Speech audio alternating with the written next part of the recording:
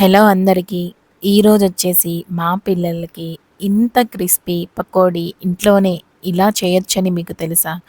వర్షం పడుతున్నప్పుడు ఈ జొన్న పిండి పకోడీ కంటే బెస్ట్ స్నాక్ ఉండదు. ఆనియన్స్ అలా సన్నగా కట్ చేసేసుకోవాలి. జొన్న పిండి తీసుకోవాలి 1 కప్పు. అలానే హాఫ్ కప్ వచ్చేసి బియ్యపు పిండి తీసుకోవాలి. హాఫ్ కప్ వచ్చేసి గోధుమ పిండి తీసుకోవాలి. అలానే 2 టేబుల్ స్పూన్ కారము, అల్లం వెల్లుల్లి paste, salt 1 tablespoon, 1 egg ఇలా మొత్తాన్ని మిక్స్ చేసేసుకోవాలి. ఇప్పుడు ఇందులో వాటర్ పోసుకొని కొంచెం కొంచెంగా కలుపుకోవాలి. మనకి బజ్జీ పిండిలాగా రావాలి. ఒక్కసారి ఈ రెసిపీని ట్రై చేస్తే అందరూ రెసిపీ అడుగుతారు.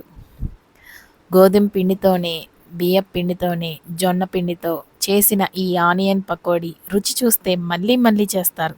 చూసారా? ఇలా బీట్ చేయాలి. ఇంకా కాస్త వాటర్ యాడ్ చేసేసి ఇలాగా మొత్తం కలుపుకుంటూ ఉండాలి. ఇప్పుడు ఆనియన్స్ మొత్తం ఇందులో వేసేసుకొని బాగా మిక్స్ చేసేసుకోవాలి. అసలు ఎంత బాగుంటుందోనండి, చాలా టేస్టీగా ఉంటుంది. ఈరోజు మనం జొన్న పిండితో క్రిస్పీ ఆనియన్ పకోడీ చూపిస్తున్నాము.